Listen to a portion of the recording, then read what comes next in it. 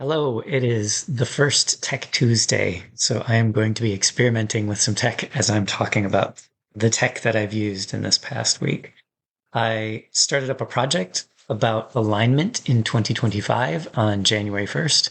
So I'm going to go over some of the tools that I've used to start expressing myself and kind of recommending that, not recommending, that's not the right word.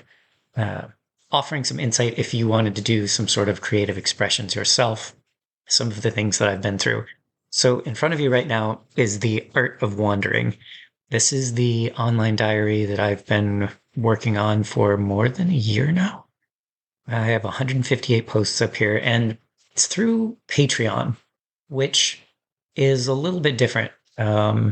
It's not as noisy as Facebook or Instagram or other places. And there's an option to support artists and writers and creators. So if you go to the page, The Art of Wandering, you'll see that I have an option to join for free. And then there's also a membership. So this is what I would eventually like to get everyone into is a regular donation to the membership.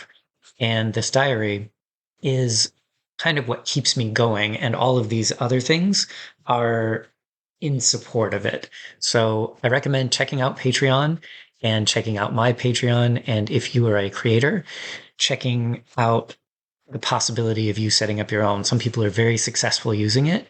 It takes some marketing, uh, and I will be going down that path later. But some of the other technology that I've used in support of this, I have up here on the top.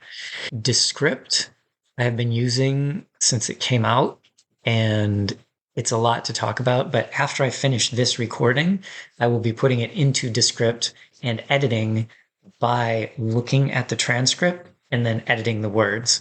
If you've never used it before, it's an awesome way of quickly editing down videos, and there's a ton to talk about, but look at what it provides. If you ever do any audio or video recording, it has options for both, and it's a really quick way to do what was never possible before Descript came out.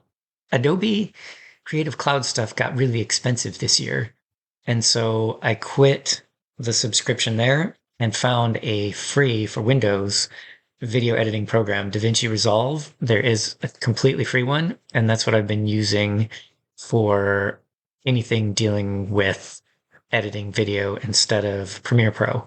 The one thing in DaVinci that I have found useful is I will sometimes record audio separate from video and I have to sync them back up. That's been a pain in the past. DaVinci does a pretty good job of that, even just my first week working with it. In front of you right now is RX11. I use RX10. It's a holdover from my audiobook engineering days. It's amazing for fixing audio quality in all sorts of different environments. It's a little bit overkill, and there's a plugin called Waves Clarity that does mostly the same thing. But since I still had RX10, that's what I use to do a lot of my audio cleanup. I don't have access to great microphones or studios, and so the RX suite is something that I'm comfortable using, just a little bit better audio for you to hear. I also do a lot of work with TechSmith's Snagit. It's just what it says, the best snipping tool for Mac and Windows. I do screen recordings and screenshots and a whole bunch of other things to help with graphical display and editing.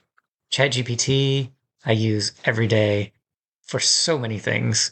And it's been my primary co-creator for my 2025 planning strategy, which is like 200 pages long now. And every day I talk with ChatGPT about what I did yesterday, what I want to do today, reflections, insights, all those things. Sora is relatively new for me. It's associated with ChatGPT, and you have a certain number of credits to do text to video. And I'm just barely exploring it, but there's some really neat stuff. Like I wanted to make a lotus in a laboratory, or I wanted to make a sign that said Synthetic Saturday, and it turned it into Synetic Saturday. So if you have purchased ChatGPT, you can use Sora to kind of play with right now. I am spending a lot of time working on the old website. I use Bluehost and WordPress and Elementor, and between the three of those, I have a pretty good dashboard that doesn't cost too much, that is like just a solid way for me to work on keeping up with my design stuff. And so this hasn't been a very long Tech Tuesday. Eventually, I'd like to talk more about AI and its association with all of these things. Also, hardware stuff. So that's software that I've been using. Hardware, I do most of my work on iPhone 12 Pro. Still, the battery's starting to get a little low, so I'll probably get a new one this year. I'm trying to figure out how to incorporate my little Tascam portable recorder. The audio is much, much better than the computer or the phone. But again, it's a matter of recording it on the card and then syncing it back up later, which sometimes is a thing. I do have a powered gimbal that I don't use as much as I should. It's got some software built in where if you turn on a little sensor, it can find your face. And if you're walking across the room, it will follow you independently. And I still don't feel quite comfortable out in public videotaping. I am in South Korea right now, but no matter where I go, I feel I'm missing out on opportunities to do some storytelling because I feel funny being a spectacle. And when you're walking around doing energetic podcast or narrative or storytelling, you definitely get some weird looks. And something I have to get over this year. Like I have to be shameless. I'm not afraid of dancing in public, but I'm afraid of, yeah, it's a legit fear. I'm afraid of looking at a camera out in public. I don't know. I'm going to work on that. I did get another iPad. I left my old one at home before I started traveling. I should not have. That was a mistake. But I did get a new one pretty inexpensively. And, now I can use Procreate to start making custom thumbnails and things like that. So, Tech Tuesday, use the tools you have. I opened up a new YouTube account. I should go to that real quick just to see how it works. And you look at your channel. You know how to do this. History, subscriptions, I don't know. I'm still learning YouTube, but you can go and work with new things than last time. There's shorts and live and posts and playlists and podcasts. So this is going to be my first podcast as like a little test, but I'm sort of practicing in public right now.